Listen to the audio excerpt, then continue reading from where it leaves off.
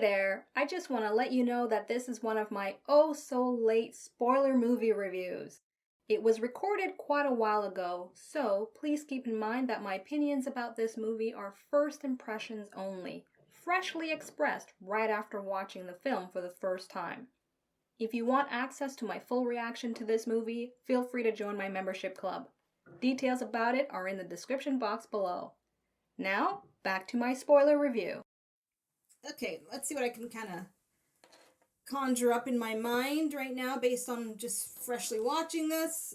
I will say right now, one of the saving grace for sure of this movie is the soundtrack choice. This director and I don't know why his name is completely escaping my mind, but anyways, he's notorious for picking some really great tracks in, Guardians of the Galaxy, just of course most notably his biggest franchise, right? So yeah, the music choice I really enjoyed. The characters, okay, let's talk characters. I would say my number one favorite for sure, without a doubt, is definitely Polka Dot Man. I really, really enjoyed Polka Dot Man, and I'm telling you, I was actually serious when I said I want to know, and I'm gonna actually look it up, if the whole thing of seeing everyone as his mom is really based on the comic books. Because if it is, I'm actually probably gonna try to find that comic book and read it, and it'll be my first comic ever. Because I don't read comic books, okay?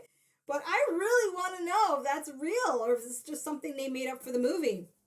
I think that's just so fascinating on a psychological level. I want to know his backstory, So, second favorite character, I really did like Ratcatcher. She's very endearing. And I'm trying to remember, and I think at the time when I watched the trailer, which I recorded my reaction to, it's on my YouTube channel, I didn't really think much of the Ratcatcher character. I think they showed her briefly in the trailer. But to see how not only open she is, but I just like the way she expresses herself. Like that little moment with Sharkman where she's saying, she would rather gamble on love. She doesn't know this creature that tried to literally eat her a few minutes beforehand. And she's taking that chance. And I don't know, sometimes stuff like that can be really cheesy. And sometimes it can resonate with me. And that moment resonated with me and I really enjoyed her. And Sebastian, slash Ratatouille, that was cute. Yeah, so she's my third favorite character, and no, my second favorite, and my third is Bloodsport. I don't know the comics. I don't know if it's an accurate character or is it a character they made to kind of spin off of Will Smith's Bloodshot, because I think he's Bloodshot and this is Bloodsport. I can't remember. Forgive me with that. But either way, they're pretty much parallel the same kind of character.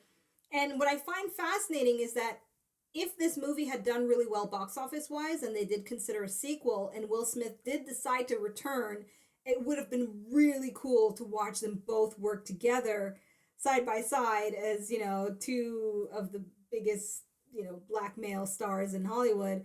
But aside from that, just like the two characters have so many similarities with each other.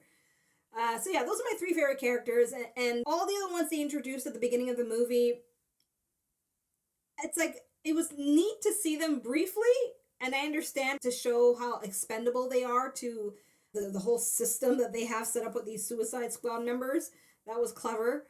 What else? Okay, so we got some of the characters down. Now let's talk about, I guess, the story as a whole. It was okay. It was okay. A lot better than Suicide Squad in the 2016 movie. This one was very specific where it's like, here's this intergalactic starfish that was imprisoned. It wants to be free. It starts attacking everyone or tries to take over the city. And I like how straightforward where it's like, okay, we just got to take this thing down.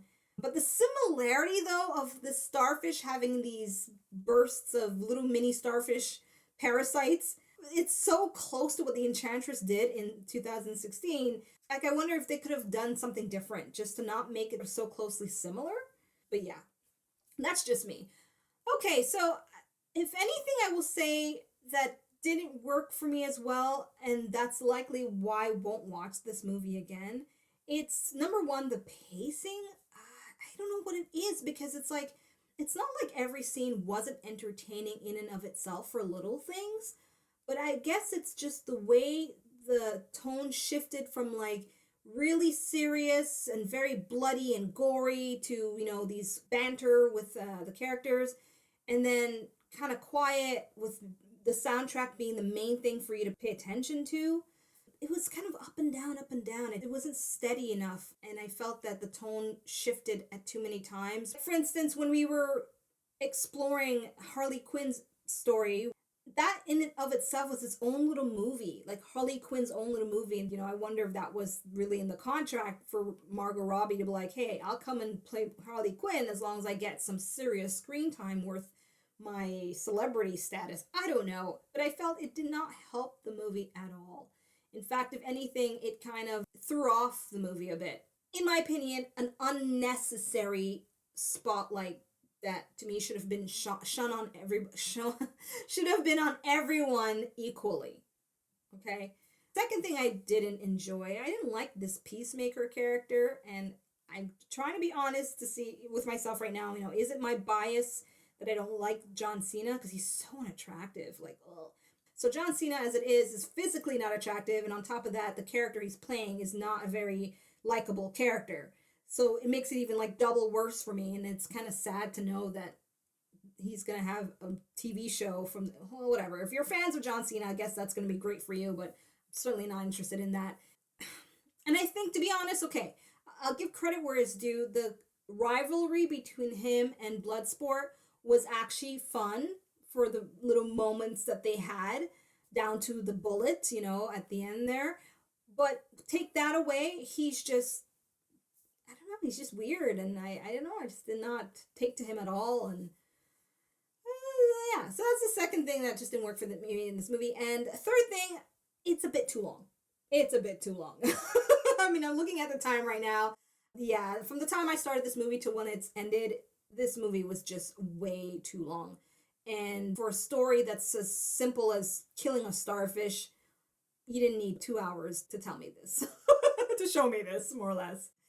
So, there you have it. That's my reaction to the Suicide Squad. Be sure to leave your comments. Let me know what you thought of this movie. And if you are interested in watching that John Cena TV show, Peacemaker, tell me why. I'm curious. What do you like about this character? And if this character is comic book based, which I think it is, I think they all are, right? How accurate is it? Is it a very accurate portrayal? Yeah, that's that. Thank you so much for watching. Peace out. Thanks for watching. Check out my other videos and subscribe. You know you wanna.